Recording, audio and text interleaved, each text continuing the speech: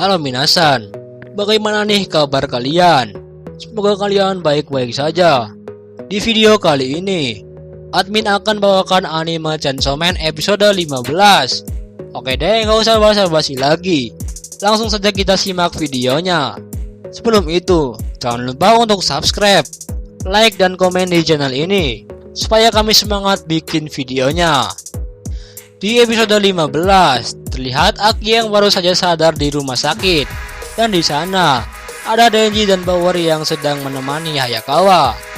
Dan di sisi lain, Aki merasa shock karena kematian Himeno. Lalu kemudian Aki bertanya, siapa saja anggota yang masih hidup di divisi keempat? Denji menjawab, anggota yang tersisa hanyalah Kobeni dan Madoka. Tapi karena insiden kemarin, Madoka mengundurkan diri dari pemburu iblis. Tidak selang lama setelah berbincang dengan Aki, Denji dan Power dipanggil oleh Makima. Dan pada akhirnya, Aki harus menyendiri lagi di rumah sakit. Di sini terlihat bahwa Hayakawa mengambil pedangnya dan bertanya kepada iblis kutukan yang ada di dalam pedang itu tentang berapa lama lagi umur yang dia miliki setelah menggunakan kekuatannya sebelumnya. Iblis itu memberitahu bahwa sisa umur yang Hayakawa miliki hanya tinggal 2 tahun saja. Dan Aki, dia ingin merokok. Dan tiba-tiba Aki teringat dengan Himeno yang menyalakan rokoknya. Pada akhirnya, air mata Aki harus jatuh bercucuran. Di sisi lain, ketika Denji kembali untuk mengambil buku miliknya, dan Denji melihat Hayakawa sedang menangis, Denji sadar kalau Hayakawa merasa sangat sedih. Karena selain rekannya yang tewas, Himeno juga termasuk.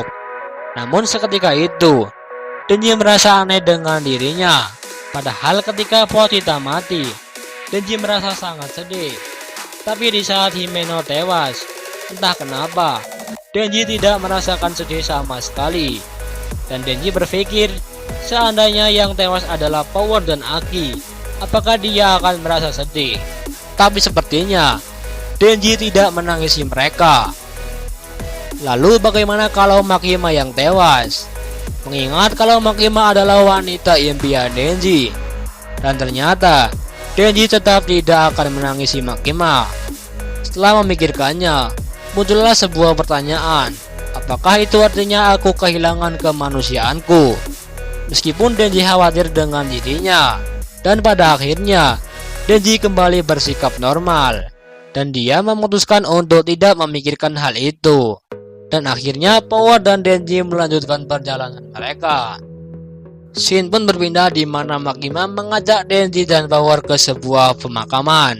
Dan saat itu, Makima membahas insiden penembakan sebelumnya.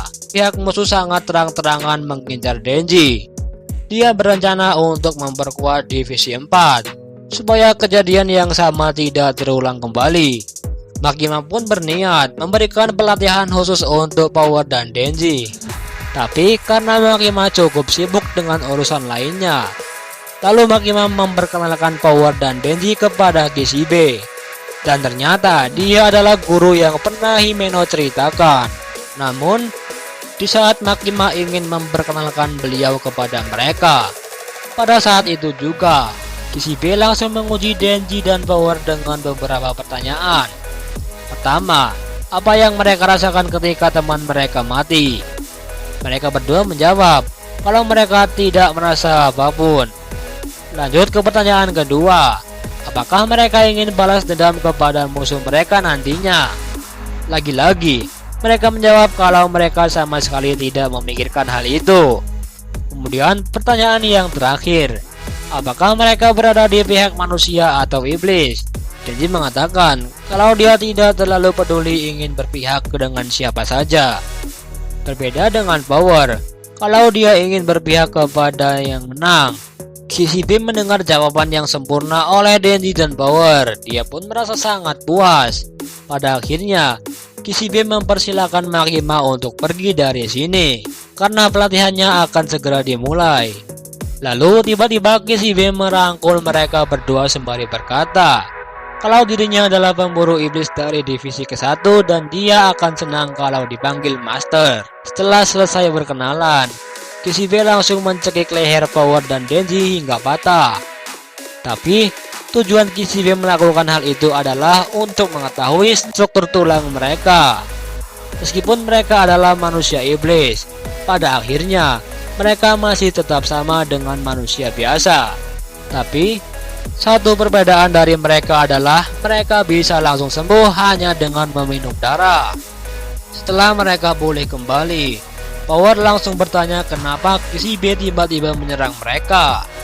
Lalu Kishibe menunjukkan ke arah Power dan Denji. Kishibe memberikan tantangan kepada mereka untuk mengalahkan dirinya. Mendengar hal itu, Power dan Denji bersiap untuk melawan Kishibe.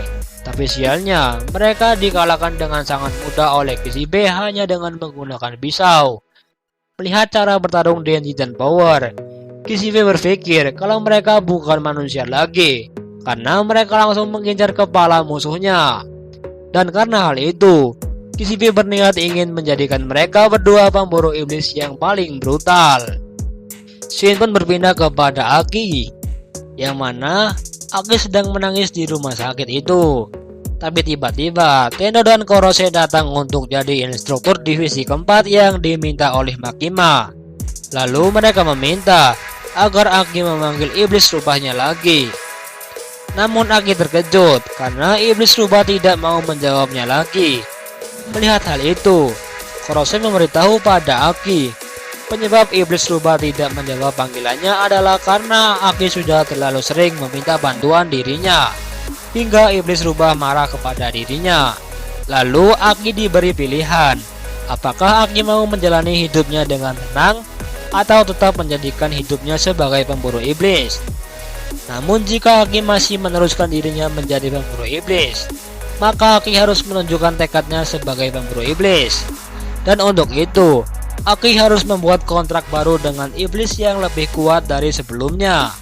Mendengar hal itu, tentu saja Aki melanjutkan hidupnya sebagai pemburu iblis.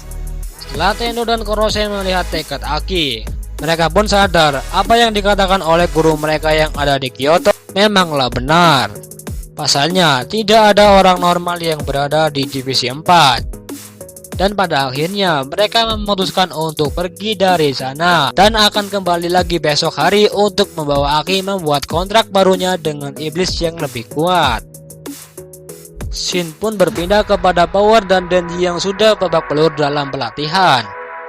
Karena sudah tengah malam, Kishibe berpikir alangkah lebih baik mereka berhenti berlatih dan dilanjutkan besok hari. Di sisi lain, Denji yang sudah kelelahan langsung menjatuhkan dirinya.